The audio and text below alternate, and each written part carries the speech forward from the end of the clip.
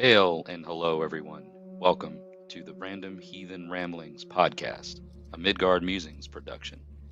Join me, Jesse, your host, as we discuss random heathen related topics and various other things in an attempt to find where, if any, heathen worldviews can be applied. You can support this podcast by clicking on the Linktree link in the description or show notes. You can also follow me on all of my social media platforms, including Facebook, Twitter, Instagram, YouTube, and become a patron on Patreon. Join me every Thursday morning at 9 a.m. Eastern, 8 a.m. Central on all major podcast streaming platforms, including Apple and Google Podcasts, Spotify, iHeartRadio, Pandora, and many, many more.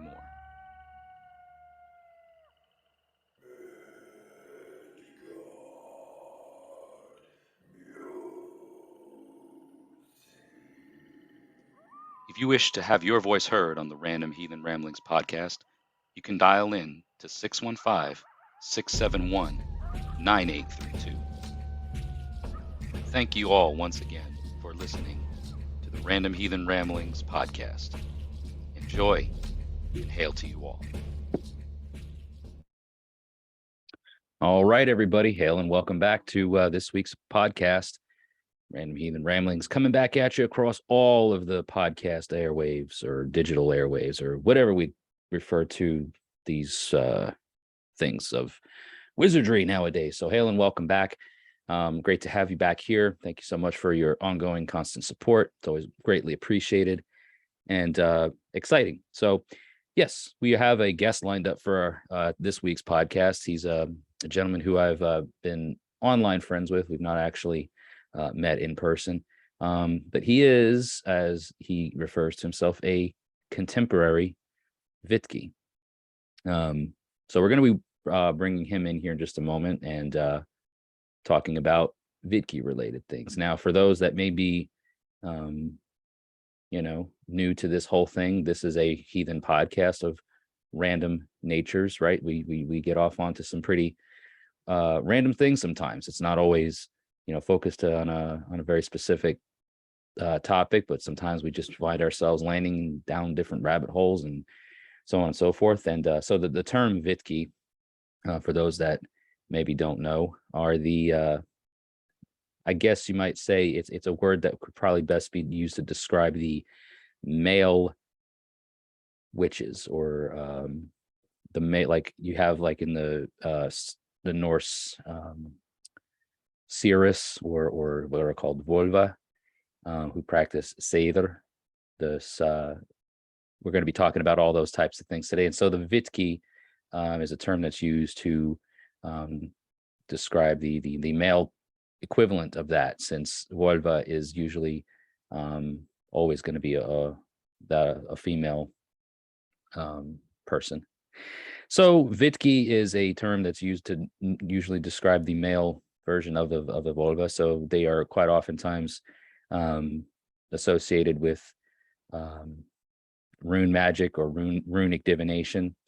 So the thing that we're going to be talking about today is all kinds of things related to that. So Seidr work, rune casting or rune divination, and so he also actually has a book, or excuse me, two books that he's going to be talking about, and I'm not going to reveal too much about that right now, but that's what we have lined up for in this week's episode. So I hope you guys stick around all the way through and see what we can learn from him. I'll be welcoming him here in just a moment. But before we step into that and before we go down that path, I do want to just get the normal housekeeping stuff out of the way, which is pretty much always covered right in the intro. But again, check the description or show notes of this podcast for all the ways that you can keep up with and track what I do here on this podcast and on the channel as well on YouTube, because I do upload YouTube shorts where I'm doing my river walks or drumming or any other sort of things like that I think you guys would like. So please be sure to subscribe to the YouTube channel and follow along with what I do there. And then there is an open campaign right now. I mentioned in a video not too long ago. I'll probably annotate it up here On the YouTube premiere, it'll be like a card that's annotated, and then for all you podcast listeners, it will be in the show notes. Talking about some help that we're trying to provide, the community's trying to provide for my brother, who is my Goldie, Dingo. And whether or not he sees these videos at this point I don't care, because I want him to know that there is a community that wants to see him succeed and that we want to help a bit. So right now, at least at the time of this podcast being recorded, we are close to 20% of reaching our goal. We are 20% away from reaching our goal, I should say. So check the link in the description and show notes for the Ko-Fi website that is to provide you with the opportunity of donating as much as what it would cost for a cup of coffee. It's not a lot, but if literally everyone who watches and listens to this podcast, if everybody who this podcast reaches was to just do the one minimum donation of like $3, we would crush our goal, and we would get there in no time. But we do have about a month and a half or 2 month. I think at the time of this, we got about a 2-month window to get this thing accomplished. And so please check out that. Again, it's just $3 donation. Please don't donate any other way. If you want to become a patron on Patreon, all that's for the channel. But the Ko-Fi link is directly for Dingo. I always have it up, but I'm using it right now for him. So please feel free to check that out. And if you're so inclined and can spare the $3 for him, it'll help in achieving our goal. All right. So aside from that, any other housekeeping things that are going on? Not a whole lot. There is still the park moot coming up here in Middle Tennessee at the Barfield Crescent Park in Murfreesboro. So for all my listeners and viewers and subscribers and supporters that are in the Middle Tennessee or Northern Alabama or any just proximity of the area, if you want to come out to Murfreesboro on September 17th, there will be an event link on Facebook shared here in the description and show notes. All of the links are going to be, wherever you catch them, wherever it is on the podcast, wherever it is. If you follow me on social media, you should already know about it. But if not, and if you're new and you're in the area and you thought, wow, I would like to come out and, meet him and some of the other pagans and heathens in our area, please feel free to do so. It is a potluck style event. So we ask that if you're coming, that you plan to bring at least some sort of contribution. If you can't, no big deal. I think between everybody who's going to be doing something and bringing something, we should have plenty to share. But do consider, there it could be quite a big turnout, and we want to make sure that everyone's comfortable and has, enough to choose from, and we all have a good time. So there's going to be potentially games, potentially music. It's an outdoor event, so any kind of acoustic instrument of a drum or string variety that you want to bring, feel free to do so. We're also going to be having a little mini discussion about one of the Icelandic sagas, the Hrafnkel saga. So it's a fairly short one, and so you should be able to find it online. I'm still hunting down a good PDF file to share for those that maybe want to check it out. But we're going to be talking about that. It's a fun saga to get into the talkings of. So now that you know all of that's going on, just head over to the event page on Facebook that's linked down in the description or show notes over here to learn more about that. But that pretty well covers all of the immediate housekeeping stuff that I want to talk about today. Of course, later on down the road in October, there's the Shadowmood event that Raven Hearth is hosting. You can search for them on Facebook. But as we get closer to that time, there will be more discussion that I have about it. Try to help raise some visibility for it, and help those folks out. I will be there. My wife and I will be there together. I will be there in a very similar attire that you see here today, doing rune readings and rune castings, much like I did for Sunablot. All right.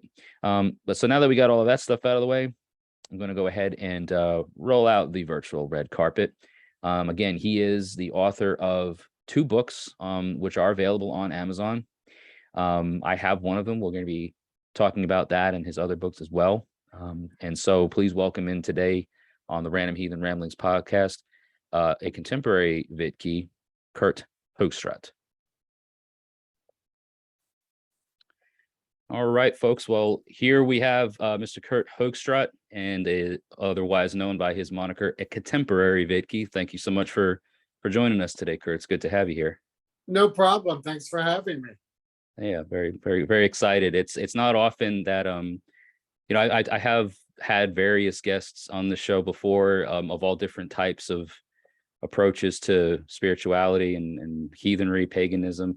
And I'm not 100% sure that I could say that I've had someone who is referred to or known in the community as a Vitki, and then some of the other things that we know you as and for. So it's exciting. I'm excited to get to talk with you about your background and stuff. Cool. I'm more than willing to talk about any of it. Fantastic. Well, that's good, because that's why you're here, right? Exactly. Well, before we do get into talking about things, I'm going to ask you a favor, if you don't mind. So traditionally, we have some incense that we burn. This is a handmade incense burner from a Fjallvatir workshop, one of my near friends who's an animistic shaman. It's beautiful. He made this. Yeah, it's got like a representation of Jormungandr burned around it. So it's this serpentine thing wrapped around of it. But I would love for you, if you don't mind, to pick the incense that we're going to burn. I have a bunch of ones to choose from, and I'm going to give you some options. So we've got a coffee, we've got cedar, pine, mugwort, frankincense, and myrrh. Mugwort. I had a feeling that you were going to say that. And well, it's a traditional. It's a good traditional incense. So I love me getting my tradition in kind of on the outskirts, and getting the tradition part taken care of, so I can go on with the contemporary stuff. So that's kind of where I sit in regards to all that. Yeah, and I actually we're going to talk a bit about, I let the people know before you got here that, you have some books in publication, and sure.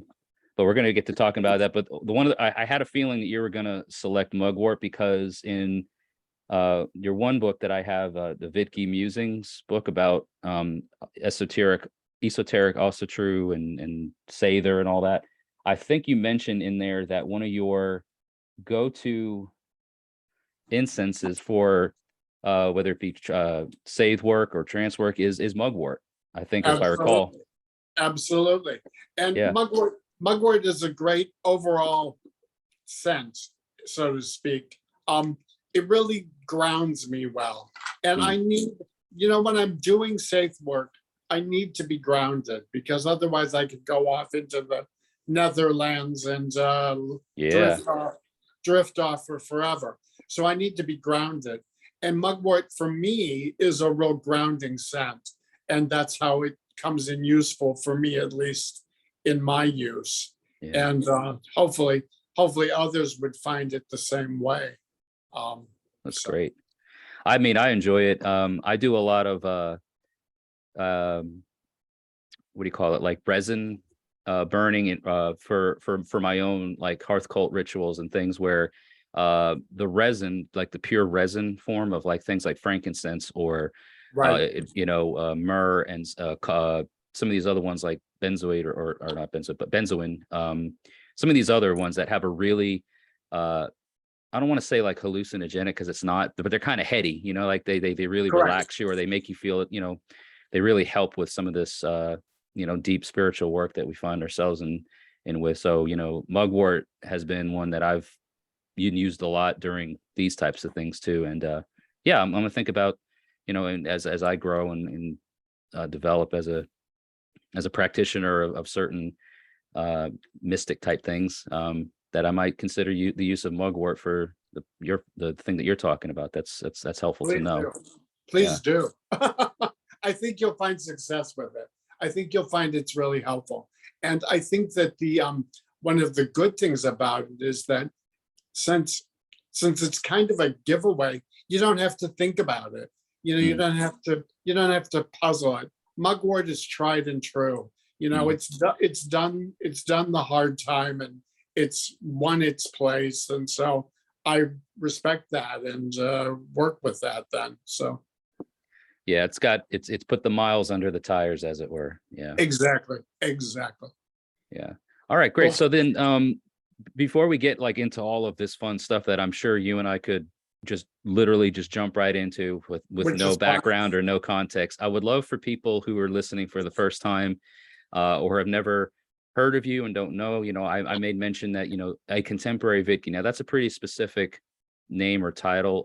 What's your background and kind of give us a little bit of a story behind the contemporary Vitki and you as a person and where you kind of started to where you're at now in this path, if you don't mind. Sure. Well, I became a heathen 32 years ago. And I know exactly what year it was because it was the same year I met my husband. So it's very easy to remember. It's a big year for me. I discovered heathenry and I met my husband. So that's been cool.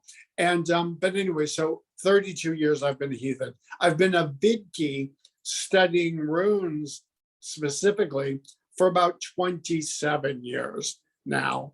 And that's kind of been being a Vidki.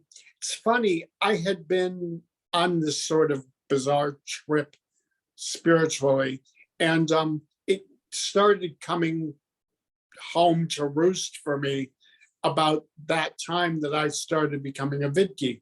And becoming a Vidki just came real easily to me. I just started studying the runes because the um, traditional meaning for the word Vitki is one who studies the runes. So I took that a little step further in my own practice, and that's why I call myself a contemporary Vitki, as kind of setting myself a little apart from a traditional Vitki, because what I do is I do safe and I do trance work and I do other forms of magic work that is not necessarily heathen oriented, Okay. and it's kind of the spiritual hands out and reaching across sort of thing. So yeah, it's important to me to keep in mind that I am a contemporary Vitki, not a traditional Vitki. I really try to keep that in mind when I'm working, because I believe that we all are standing in one place looking forward, or we should be looking forward. You can look backward too, but that's only going to get you so far. Looking forward for me is where the true essence of the work is in looking forward. Yeah. And so I tend to look forward, and that's where the power is for me in the work as well. Am I making any sense there? Yeah, 100%. And I think it's important to kind of, for me at least, to call attention to your awareness of knowing that what you're doing is of a contemporary nature and that it is maybe has some roots or foundation in ancient traditions, but that it's not a recreation or reconstruction of ancient tradition. You're, like you say, looking forward. And so many new heathens, especially nowadays, I mean, you're a veteran of the scene, right? Like you've put the miles in, you've got a lot of decades under your belt to call on experience. And so many new folks that come into this, I think, can sometimes lose sight of the defining line or the definitive lines between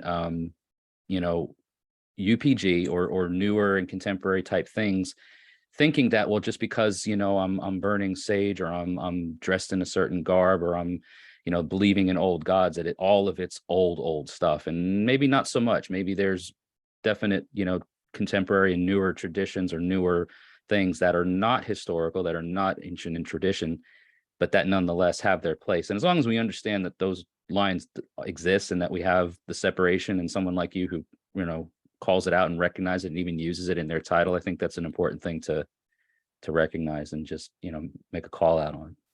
Right. Yeah. I don't present myself as somebody who's steeped in lore. Mhm. I mean, I have a working knowledge of lore, as Mm. every heathen should have, but I don't live in the lore. Mm. I live in looking forward, so Yeah. Well, so then, if I were to say that, we live in the Verdandi, is what I've said a lot of times. Like we live in the now. We exist in the now. And Urt has been what has come and led us to where we are now. So we live in Verdandi and we shape Skur, right? We shape yep, that which is or which will be or what should be or could be and or shall be. And yep, so much of the, you know, that you mentioned about looking back. I think like there's a place for it. Like you can look at it as almost like a reference, like, oh, let me go back and look at my sources materials, perhaps, or let's see where, like one of my sources for me, like was to see the way that Tacitus documented how important the casting of lots were amongst Germanic tribes. And is that to say that it's runes that they're being cast? They were sticks from a fruit-bearing tree that had, quote, marks scribed on them, right? Like we could probably surmise that they were runes, but do we know for sure? It's debatable. But right. that to me is like a source material that I go back to and say, well, when I practice what I practice, this is in a style of which that I'm going to do it. It's not that I'm trying to recreate something that was done, thousands of years ago, but I'm looking at that saying, this is how those people did it. How can I incorporate it into a modern approach? And I didn't know if you've encountered that sort of thing in the years of your experience, or how you look at that sort of approach to things. Is it a little bit of the past mixed with the future? Is it let's forget the past, let's move totally 100% forward? Like, what's your take on it? Sure. No, I don't totally disregard the past. I look to it and I use it as a jumping board from which to spring off of. Mhm. And so it will be my basis, but it's not going to be my stopping point. I like having the basis so that I can then look forward from the basis and move forward from that spot, if that makes any sense to you at all. Yeah, it's similar for me and maybe for a lot of other folks. I Sure. don't know. It's such a living thing, right? Like Right. they're not just some dead pieces of wood or stone or any other sort of No, no, no. material. They're No. living, and so we have to live and grow with the. Otherwise, we get stuck in the past. And I've done whole conversations and discussions about tradition being the preservation of fire, not the worship of ashes. Right. The ashes are what was from the fire that was burning there before, and now there's nothing left to them. So you're trying to resurrect something that is long dead and over with. Look to the embers, look to the fire, breathe new life into things that are still glowing in that embers or coal like state, and breathe new life into it. And this could just be another example of that, I think. Absolutely. Absolutely. And the whole idea that there are embers, and you know, that's for me the starting place is the embers, and then you grow from there. At Mhm. least I try to. I try to fan the embers and get the flame back, and Yeah. get things going again. And that's what I'm doing when I'm looking forward. Is I'm fanning those flames and I'm going, yes, let's get a new fire going. Mm. And then I get the new fire going, and I'm like, now what do I do? Now I got to manage this whole big flaming thing. Exactly. What am I going to do now? Which is cool and exciting all in of itself. So that's cool in and of itself. So Yeah. Now, with the years that you've had of doing this type of thing, and starting off as uh, a Vitki, right, or a contemporary Vitki, but you also mentioned that you incorporate things like Sathe work, right? And I did mention early before you came on here, as like an intro for the people listening, that there's in the Norse traditions, there were what we called Volva. They were the women folk. They were the seeresses. They were the ones who traditionally would practice Sather. Right. But there were also, at least we have in the lore, we have a male counterpart or equivalent, and that's, I think, the title Vitki, where you might fall. It's like the male witch or the male Right. sorcerer, or that sort Yeah. of thing. Yeah. So To me, Vidki means Norse shaman. okay. And I think, that there's definitely elements to that in there. I mean, I am of the mind that these types of titles or these types of names are what the community, what the people refer to them as. It's like I didn't wake up one day and call myself a Vitki myself just because I decided to start learning the runes. Like I was a student of the runes. I was learning, and then one Right. day it kind of just came to me. It's like, well, no, you're now, you're in it now. Like you got your feet wet, and now there's no going back. And Right. I don't know. I didn't do that either. I didn't wake up one day and go, "Oh, I'm a Vidki." Um, Yeah. it came to me. As a matter of fact, I think someone else called me first, a Mm, Vidki first, before I realized exactly what it meant, because I was just kind of going through the actions at that point or studying the rooms. So yeah. And I mean, if I were to put a time frame on when I started, and now, here you are, 30 years a Heathen plus, and then 20 plus years as a learned rune master or Vitki, I would say that if I were to put a number to the years, maybe five with rune knowledge, or studying the runes. And my practice has changed a bit, or evolved, I guess you could say, over time. Have you also experienced, like, do you read the runes the same way now as you did 20 years ago? no, Like not at all. yeah, Not at all. I was, I used to be very married to certain meanings and a list of meanings, and mm, I was really married to it. But I've become more fluid now, and I'm more situational, I guess is the word I would use. I take into account what's going on and situationally achieve a, a reading, so to speak, or yeah. to speak of S- a reading, and that's kind of part of where it goes for me. So you're not quite so, I don't know, maybe it's not so methodical in as so much anymore as it is organic. Like, what's the situation? How are we gonna Right. do How are this? we What going are to we do gonna do? these things? How are we going to grow with this? What are we going to pin down and then say, these are the things we're going to work forward with, Mhm. and things like that. So that's kind of where I am now. But when I began, I was just cut and dry. This is what the books say. So Yeah. this is what it must mean.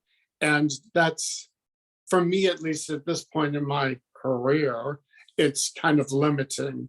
And I don't like being limited. I think that the whole point of with the work should be to free, not to liberate, to liberate, not to hold you back. So Yeah. I agree. I found myself, like, when I first, and I think I've told this telling of the tale many times, at least on other podcasts, and I'm not sure if you've heard it before. So if you don't mind, I'm gonna tell you my moment of realization that the runes were the thing that I was supposed to be doing. Because I think a lot of folks, when they first come into heathenry, it's almost like they think that there's a mandatory thing to do, and one of them is that I have to learn the runes. And I say, no, you don't no, have to learn the runes to be a good heathen. You don't have to study the runes to be a heathen at all. Leave the rune work to the runesters, the thank you. Vitkis, leave it to them, right? Let them that have been called to it, or that feel an attraction or to a drawing to it, let them do it, because they're the ones that are going to be able to read them better for you. They're going to be able to do the thing that needs to be done. If you feel obligated in any way, then you probably shouldn't be doing it. Right. And the moment that I got basically woken up, quite literally, from a deep sleep, and realized that the runes were a direction that I should be going in, is it was a night that and I'd have to go back and remember what day or of the week or what time of year it was. But anyway, I was awoken from a deep sleep by the sound of what I can only best describe as, when you like take two 2x4s and you crack them together. Yeah. it was a sound like that, and I woke up, and it jarred me so much that I had to like sit up in bed because it startled me. Like it was a jarring awakening. And when that happened, of course, the room is dark. And I saw, like in my mind's eye, Othala flashing, almost like repeatedly just flashing, and I could hear the Othala being like Galdered, you know, Right. Othala, like back and forth, on and on. And I was like, huh, well, that was the start of it. That was the moment that I was like, okay, I guess to Yggdrasil I go, right? Like, here, it's time to learn the runes, hang from the tree, as it were, and figure all this stuff out. And it was such an exciting moment, and I was like trying to absorb anything and everything. You know, what material can I learn from? How do I do this now that I'm being given this information? Right. And it was such a, you know, I like, okay, well, let me follow what the book says. And I, you know, when I didn't really feel it, like it didn't feel like I connected with it in that certain way, I'm like, well, let me try it my way. Like, let me see what feels right for me based off of what I was learning. And yeah, like the way I do things now is totally different than the way I was doing things when I first started. What was your, if you don't mind, if you remember, do you remember what your moment of realization was to get into the runes? Was it a profound thing, or was it a bit more? Sure. No, it was kind of a profound thing. I was playing with the runes, which you can do. You can play with them and not be serious about them and just kind of be like la la la la la la la. So I was playing with the runes and not really getting anything off of them seriously.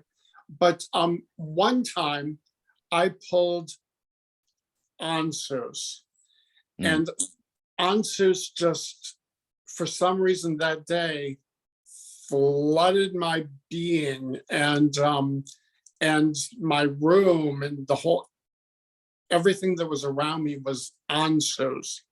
And I was like, well, that's pretty cool. I should really do something with this. So, you know, Ansus is about words and gods and all of those sorts of things. So I was like, oh, this is like studying the runes. Okay, I'm going to do this seriously now. And that's when I started really looking for sources that I could utilize that would be good sources that would help me move forward in becoming a Vitki. So I kind of like almost, it chose me, but by the same token, I kind of helped nudge it in that way, if that makes any sense. I nudged it in that direction. And so that's kind of how it happened for me anyway. Now, with that, right, with after having been given the vision or the inspiration, because you say Ansus, right, divine inspiration, the spoken word, the written word, the passing of breath, like all of those things. It's a very complex rune. We could probably do a whole podcast on just that rune. You know, and so you did that, and then now you have actually published your own source material. You publish your own works that people can purchase and learn things from you. One of those being, which I have here, it's Vitki Musings, Runes, Zather, and Esoteric Ossetry. This is available on Amazon.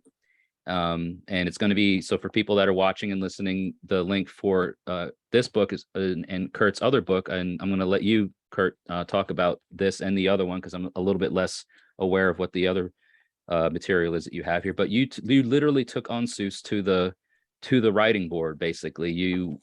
I felt I did had your thing. I mean, I felt, it's funny because you kind of get these nudges that are like, do this, and the whole writing books thing. I didn't write books. I wrote little bits and pieces, and then I cobbled it all together into a book form. So it was really easy to write for me. It wasn't a chore. It came very easily for me. So that was exciting. But the reason I held this one up right away is because this is Esoteric Musings, my newest book, and it includes the entire Vitki Musings book and extra material as a Vidki that's included.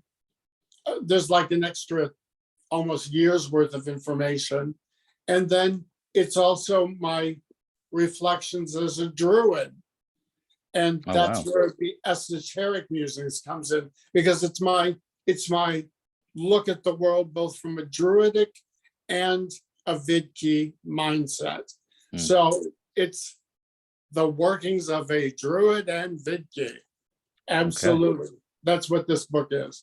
So it's kind of a big topic, but it's I really like this book, and I know I'm supposed to like everything I write, but I you might be a little biased, but yeah. I'm gonna be a little biased. I really like this one. It's a good book. And so I'm hoping people will read that and get a dual point of view, the druid and the Vitki at the same time. And that's pretty exciting for me to look at and to bring to the world, so to speak. Yeah. And so that's kind of where that book came from. The other book that I really love and would like to kind of give a thumbs up to is my book, Let There Be Light. It's a book, it's not terribly long, but it's a really good little book about how to get happy, which I think is so important for today's contemporary, whatever you call yourself.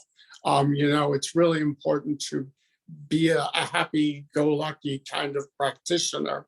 And so this book is all about getting happiness, and that's pretty exciting. So I wanted to put a plug in for that one as well. So okay. So, and it's available on Amazon as well, along with Amazon. All of my books are available exclusively on it. Well, that's not true, because some of them are available on Walmart.com. So yeah. Look at you. Yeah. I know, it's amazing. Every once in a while, just to find out what they're saying nasty about me, I Google my own name, and I don't do that as a pumping myself up kind of thing. I really want to know if people are saying bad things about me. So it's nice to keep yourself in check. Yeah, exactly. Yeah. So I like Googling my name. But anyway, I Googled my name one time, and there was Walmart.com.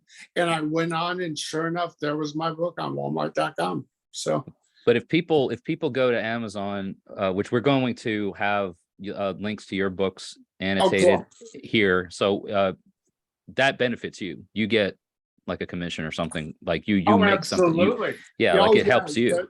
Yeah, absolutely. It goes directly into my pocket. Absolutely. Yeah. So it's decades of knowledge. It's time, it's effort, it's work that you put in, and so for those that are looking to expand their library, Vitki Musings, I enjoyed it. Again, it was a very refreshing and easy to read format. Like some things for some people might be entirely too formatted or academic, and it could lose somebody, right? The interest to learn, they might get lost in the structure of it all.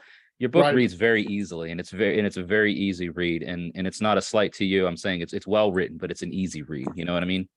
It's easy to keep interested in. So I definitely encourage people that are looking to learn more about you and what you're doing and the knowledge that you have and sharing with the world. It's going to be annotated, so podcasters, head over to the show notes, and YouTube folks in the description. It's going to be linked down there. Check out. So it's Esoteric Musings, which has the Druidic and Norse, I guess, perspectives on things kind of combined, and plus some other neat things. And if you're just looking for the Norse or whatever Vitki stuff, it's Vitki Musings. And then you said the other one was Let There Be Light. Let There Be Light was another title that I have that's really good. But the cool thing about both of those titles is they're illustrated by my good friend Saga Eriksson, and Saga does wonderful illustrations in both Esoteric Musings and Let There Be Light. So that's a name. Yeah, that's a name that I think a lot of folks in the pagan and heathen communities would probably recognize. So that's Absolutely. 'Cause reputable person there. Yeah. yep, she's my best friend. And And so, you know, I love having her work involved in my books. And definitely. that's exciting. So, That's and awesome. may I just as an aside say to your viewers, I have MS. So that's where some of my stuttering comes from. I'll think a thought and it gets kind of trapped on its way down to here. So if you hear me stuttering or whatnot, it's because I have MS and I have to really think things through. So, but anyway, that's You're doing awesome, my man. You're doing all right, great. thank you. And Just yeah, to me, I never can tell. yeah, the Onsus is really working well for you. Okay, good. I love me some Ansus. Definitely. Ansus is, if I ever got a tattoo, which I will never get, but if I were ever to get a tattoo, it would be an Ansus. So Lovely.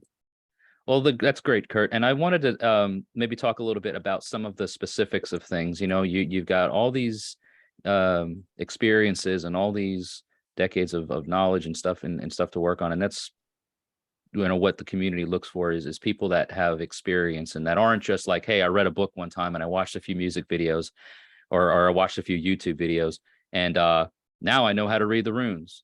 I'm sure right, I've sure you've seen those types pop yeah, up where they're like, come on, yeah, man, like you're doing it's insulting right, to see that happen. So, you know, I was right, wondering, like, you know, we have people that come up and they're like, well, how should I, you know, how should I read the runes? I've read about, you know, runes being casted or thrown. oh I've sure, heard about runes being drawn, you know, like what should I do? How should I do it? Do you have any, I don't know, like insight or thoughts about one versus the other? Is one, absolutely, yeah, go ahead and absolutely. let us know.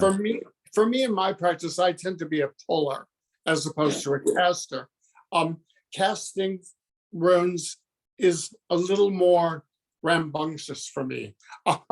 If I'm really in a rambunctious mood, then I'll cast the runes and I'll throw them Mm, and read them that way. But normally I like the control of pulling mm, runes, and then I can pull them in an order, you know, and really build a scenario, so to speak, from the pull itself as opposed to the cast.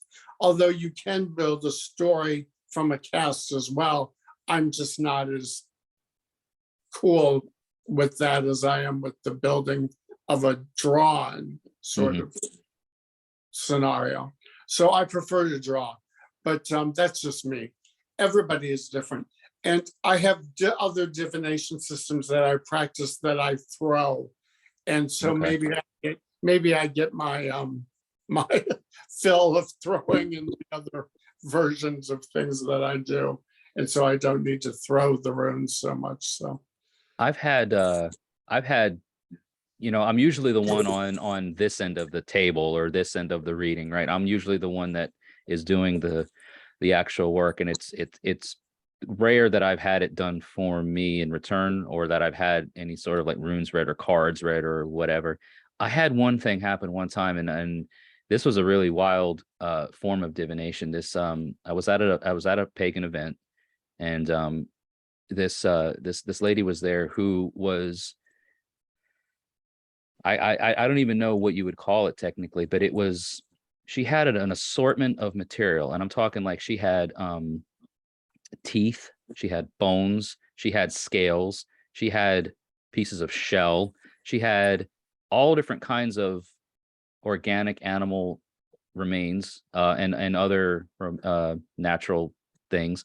And she would use, this is the really interesting thing, instead of like picking one or the other, it was like a casting sort of thing, and she would read them using the quill of a porcupine. cool. Yeah. And she would like pick through the things and see where, and there was like a casting cloth Right. that was used, and where things would land, Sure. and how she, you know, where, face up, face down, sideways, whatever. Like Yep. it was a very intricate method. And I'm like, I don't even know of any source material that I could look up to understand what the hell it is that she was doing. But I tell That's you what what, that, she knew what she was doing, and it was spot on. And I'm like, this is cool. Like, this is the kind of, I think, the living tradition, the breathing a new life, the whether it's documented or not, like she's got a system that worked, Right. and employs it well. And that's a wonderful thing. That's a wonderful thing. I'm going to read for you right now, Jesse. Oh boy. Okay. Well, this is unprecedented, ladies and gentlemen. So yeah, this is I normally, and this is the weird thing too, like while you're, I don't know, doing that, just to let you know, like most of my readings and castings are done in person, because I need that, for me right now at least. I need that in-person experience. I need that exchange of energy, to the I guess to the exclusion of, for my patrons on Patreon, I'll do like a monthly rune reading where I'll read a rune for them, a specific rune. I will do a specific rune pull for my patrons on Patreon. So there's that. But in terms of any sort of like in-depth, reading of sorts, I've never, I guess I could say I've done it once for somebody one time, and it worked out well, but is a near and dear friend, so I'd already kind of, I guess, established some sort of closeness, bond, connection to them. But yeah, this is exciting. So first time for me having runes read. Well, here we go. Your first rune is Ingwaz. Can you see that? Yeah. Yep. Ingwaz. So that's number one. And we're going to pull 3.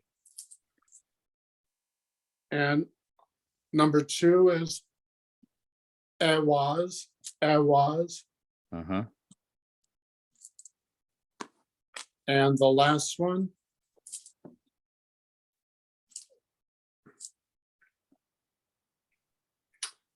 is Burkana. Okay. Let me hold it up here. My hands don't work. The MS.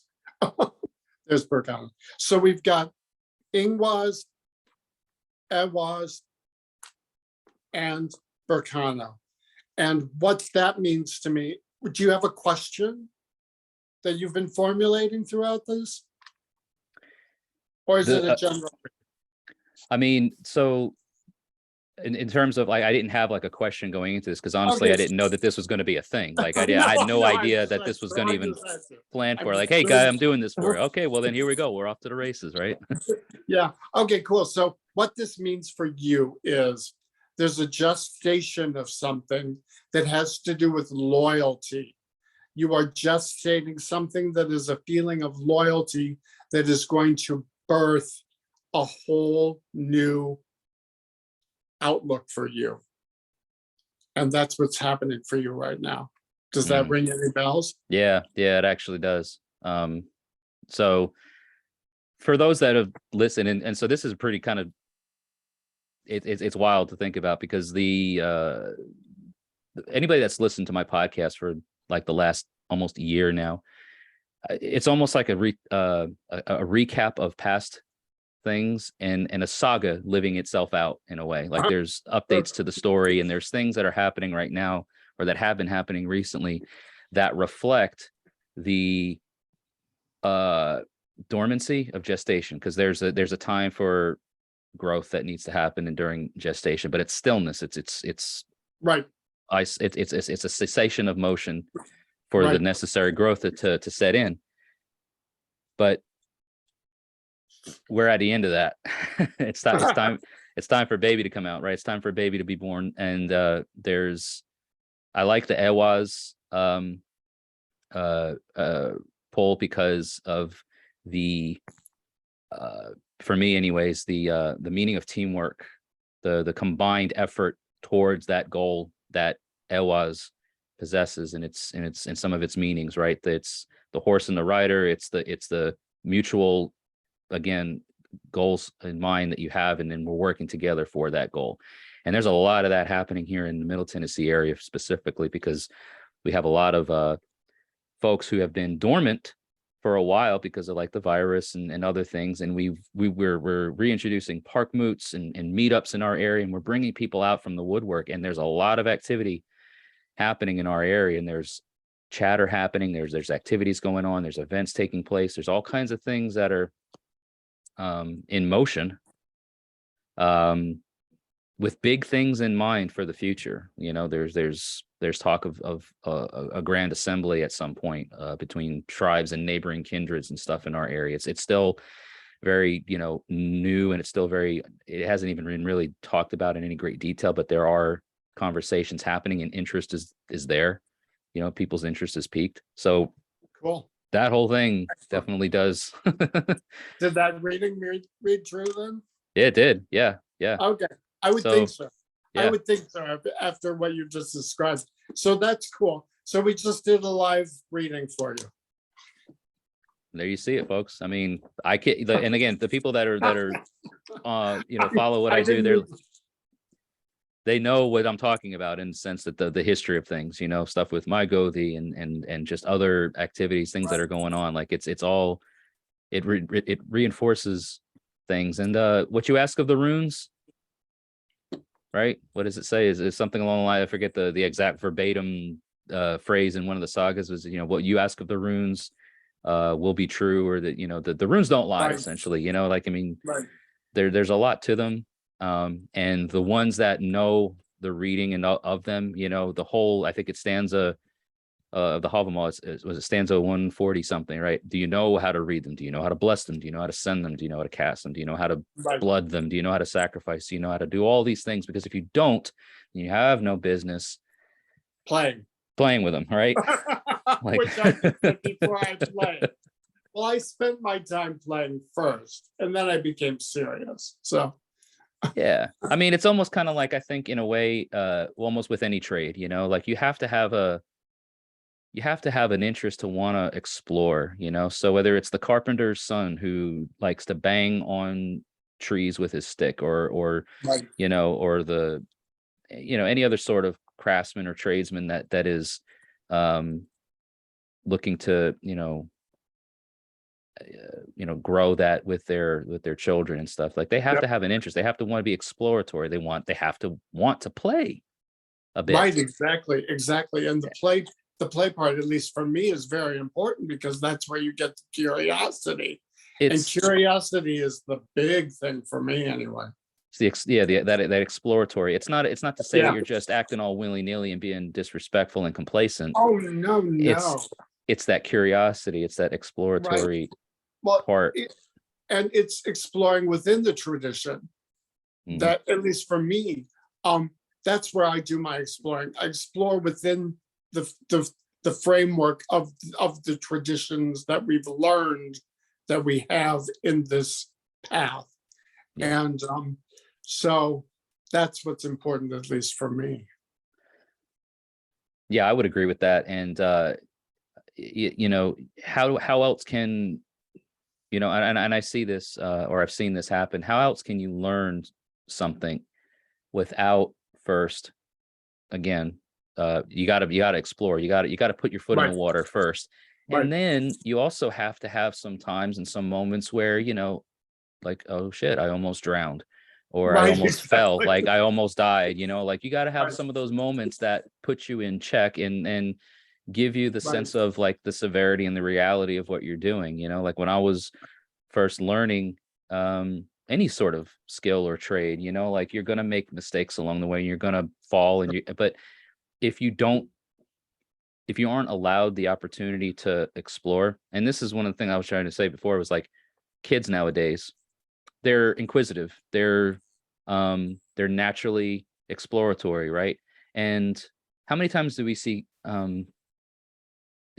cases where kids and whatnot are prevented from exploring? Right. Oh, I don't want you to fall, I don't want you to hurt yourself, I don't want you to get sick, I don't want you to do this. That's how they learn. That's how they become part of the world. That's how we became part of the world, right? Yep. Let them get out there. Yep. Thank you, Dad. My father taught me that lesson. Mm-hmm.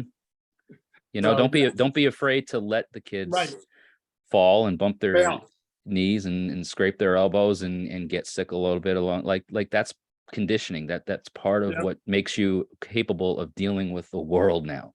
Yep. It's not a bad thing. As my father used to say, it's a long way from the heart. The pain is a long way from the heart. Yeah. You can fall and get up again, you know? So Sure. that's the cool thing about it. Yeah, it's not the end of the world. It's not the end of it all. Exactly. And just because you tripped and fell doesn't mean that you should stop. If anything, it Exactly. means that now I know what not to do to fall again. Like, you know, Right.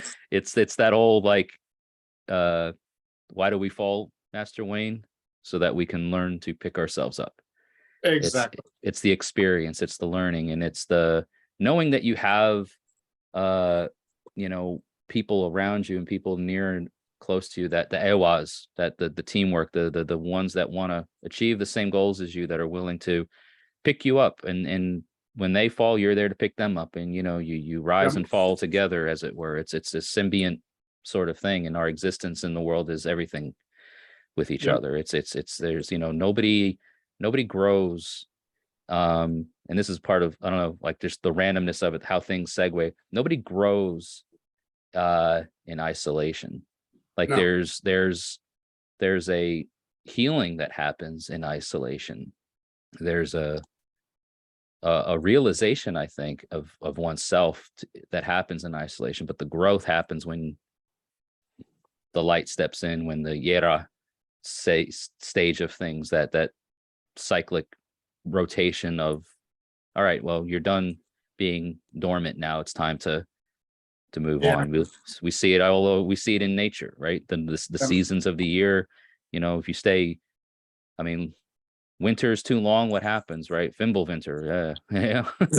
That we all know about that. You stay in Isa for too long, and you Yeah. know, it's, you know, you're stuck and frozen. Right. Exactly. Yes. Very, very good point. I think, see, the cool thing is that, and you're doing a great job of it right now, illustrating how it works. You learn all this stuff, and then you have this vocabulary available to you, and you can go through it really, you know, quickly, because it's right there at hand, and you know what you know, and you can say what you can say, and that's exciting for me. And you're doing a great example of teaching that principle of, you know, learn the stuff and then just go with it, you know, throw it out there and work with it, and you know, move forward. At least for me, it's always about moving forward. So move forward and really marry yourself to that aspect, so that you can keep progressing, because that's all it's about for me anyway, is about progression. I want to progress. I always want to progress, and so that's kind of where I am. Yeah, I think that's where we all want to be, right? We don't want to I would hope. be stuck. I would hope too, right? And it's tough, and that's great. Why, you know, you've got some literary work, you know, being happy, and the whole, you know, let there be light thing. Like as you mentioned before, the world needs that. People need that. They need to know how to heal themselves, and how to know that what they're going through, even if they don't feel like it's, you know, even if what they're going through is trash, like if what they're feeling is just, I hate it, right? Right. You're still valid, and you still have things that, you know, you're still loved, and you still have ways that you can work through it. And it's not the end. It's you know, it's a point in the road that you're facing, and you know, we got to get through it, but it's not the end. And it's, you don't have to feel hopeless in that difficult time, you know. Oh, right. There's no such thing in my world as hopelessness. I don't buy into the hopelessness thing. I buy into the hopeful thing.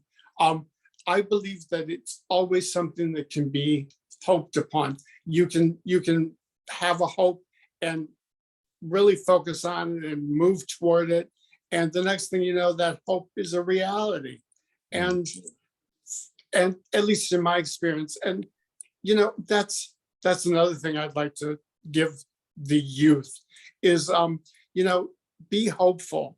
Really approach life from a hopeful place, because if you do progress hopefully, then you can find a whole world of things that you didn't know existed, that are big and broad, and I think happy and hopeful. Well, you have to go into it with that mindset. And I don't know, I mean, the way that I see it, Kurt, is like we have such a power within us to be able to manipulate and to shape weird that none of, like, a lot of people don't even realize that the impact that we have on the web, willing it, purpose behind what we do, the intent. There's power in there. There's power in that, and it can be used for good and it can be used for ill. But the fact of the matter is that it's there. It's within us, and if we allow ourselves to open up a little bit and tap into the capabilities that we have, it's totally within our reach. Our minds, ourselves, we are more capable of things than we give ourselves credit for at times, I feel. I agree. And the more we give ourselves credit for, the more we move forward, at least in my experience. Because if you give yourself credit for an event, then you can move forward because you say, oh, I've achieved this, mark that off. Now I can move to the next item on the list and then move toward that. So yeah. And speaking of achievements, man, like, I mean, after 30 plus years and 20 of more of them being spent specifically in divination and divinatory work, what do you have anything that I'm sure you do, but could you, like, is there one particular thing that stands out in your mind that was like a profound or a standout moment where you maybe it was a reading, maybe it was a save work session or anything that maybe just stands out amongst everything else for you? Sure. There was this one. I'm very close to my father. He's passed, but I'm still very close to my father. And there was an experience where I did a save session where I reached out to him and he spoke to me, and it was profound. And he was, see, this is the way the multiverse works, at least in my universe. My father was very, as a living being, he was very German. And he did not, because he was first generation American. So his parents were German. And so he was very German, and he was very anti-Irish, shall we say. He had a predilection to not like the Irish.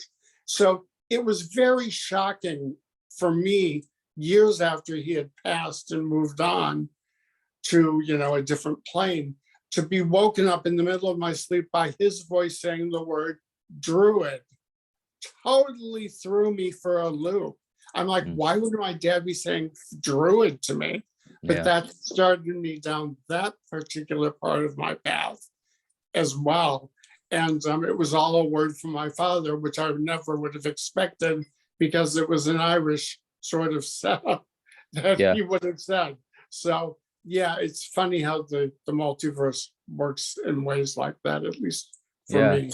Well, it is interesting that I mean, because the Druids were more than just Irish. I mean, the Celts. Oh, I know. And the Gauls, and I mean, like, they were mainland Germanic of mainland Germanic origins. Whereas, I don't know, is your surname, is it Norwegian? Hoogstraat? It's Dutch. Oh, it's Dutch. Okay. Well, I'm Dutch. I mean, Stillwagon. That's Dutch's all day long. I know. So yeah. Hoogstraat literally means high street. Okay. Hoogstraat, high street. Okay. Interesting. In Dutch or whatever. So yeah. But yeah, so it's interesting though that the ancestral pull, the ancestral call of Druid, it's Celtic. It's not just Irish per se, but the connection, the primal layers coming through in that moment really seem to transcend any sort of superficial animosity or something that a person or persons may have had between nationalities. Right, exactly. Right. Dad aside. Yeah, it transcended all that, and it's like exactly. He died, so he was able to transcend it all. Yeah, like so connect to the roots of things, like exactly. the deep roots. Wow, that's profound. Exactly. Yeah. So that was a cool moment for me in my development that kind of stands out. amongst all the stuff. I mean, here's the thing. I live my life where I allow the gods to throw things in my path. You know, they'll throw stuff at me, and I'll be able to look at it and decide whether or not to pick it up and work with it, or just let it lie there and walk around it. So I like that. I like the fact that the gods are constantly challenging me, and I can either choose to pick it up or I can choose to leave it lie and move on. And so that's the way I live my life. I think that's an important thing to be reminded of, because I don't think that that's too uncommon for, you know, a lot of us, in the sense that, you know, the gods aren't here to tell us what to do. No. They're not sitting in judgment of us. They're not telling us to do No. it, or else. They could really care less. But if we're connected to them in a certain way, and if we draw attention to ourselves through such practices as, you know, save work or other such things that tap into the sacred, there's almost like a like, oh, okay, well then, well, while you're here, man, you want to do this or you want to do that, and it's a choice. It's right. It's a choice that we have to make, and the choice that we make is going to be determined on a lot of things, a lot of factors, and what happens thereafter, right? So if I choose this, X outcome will play out, right? And if I don't, Right. then it's going to happen a different way. And it all goes back to, right, like, we shape weird. We are the shapers of weird. Yes. We have that capability. We literally do it day in and day out without even thinking about it. Absolutely. If we And pick up that phone or answer that phone call or text message, right, it's a choice we make to the very Right. basics of things. And we make that choice every moment, Yeah. each and every moment.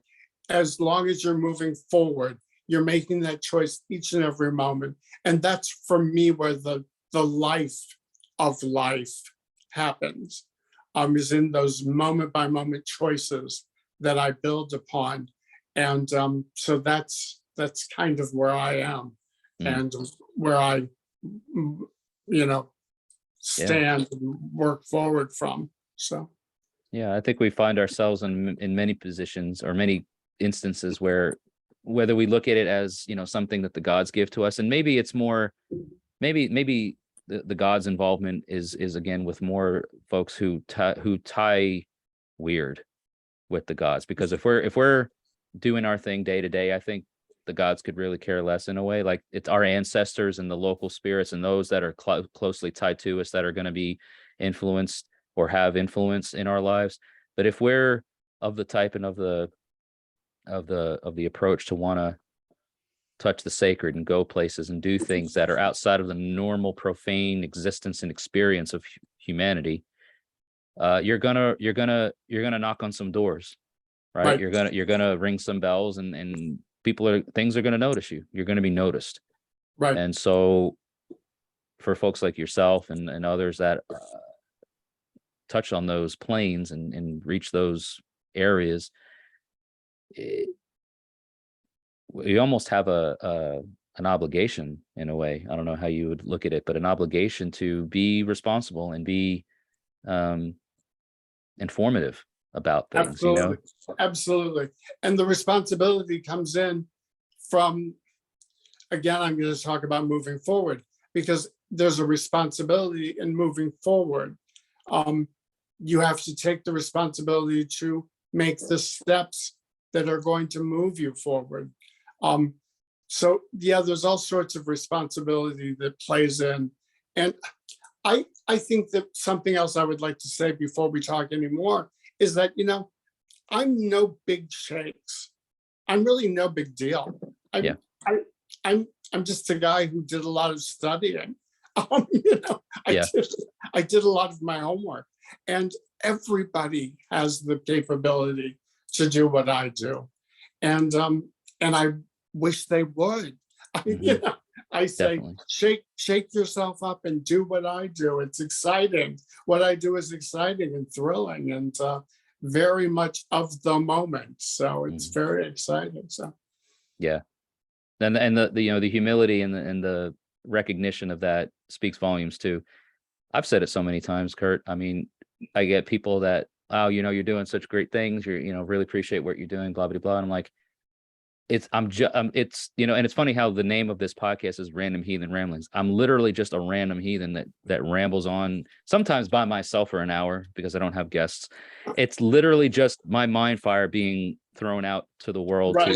to think about, right? Consider. Some things Which are is based great. on some things are based on historical fact, or so much as we know what is historical fact, because I love history and I love knowing where things started from, and I love to go back and look at those aspects of things. And there's things to be learned, but I'm also very active in the practicing old ways in modern times. So there's that Right. contemporary value, I think, that is inherent with a phrase like that. You know, you have to flex a bit and be flexible and be fluid to Right. move along with the times. Right. You know, I love the primal nature of certain things, like going back to the way that I practice my day-to-day stuff. I've become very ritualistic in that I'll take my I'll walk barefoot in the earth and in the water and everything, and I Right. ground myself and reconnect to those primal energies, the Right. primordial forces that shaped the very world that we live in. Yep. And Absolutely. and that way of touching on the past or reconnecting to the roots in that way is phenomenal. It's so healing, it's so holistic, it's wonderful. I recommend it to, you know, you don't have to get really heady with it, but like, man, just take your shoes off and walk around in the grass for 20 minutes. I guarantee you, however you felt before you started doing that, you'll feel better after. Right. And you'll feel Guaranteed. different. You'll feel Yeah. different. Yeah. Yep. It's wild, man, how it changes things for you in the moment. You could be having the worst day in your life, just everything's going wrong for you. You know, you burnt your Pop-Tart, you know, you spilled your coffee, whatever. I mean, and then, you know, you walk around out in nature in the grass, even just for, you know, 15, 20 minutes, and you come back and you're like, wow, I don't really give a shit about Cool. that Pop-Tart anymore. Exactly. That's cool. So Yeah. Well, I think that for me, moving forward comes in a couple of different ways, because I have this viewpoint of moving forward always. I founded the Vitki Volva Forum on Facebook, which yes, is a group. I founded that 5 years ago. It's already 5 years old. And so I founded that. And then, you know, I started this page, a Contemporary Vitki, about my Vitki work. And again, it's a matter of kind of the gods throw this stuff in front of me and I say yes or no. And these are things that I said yes to.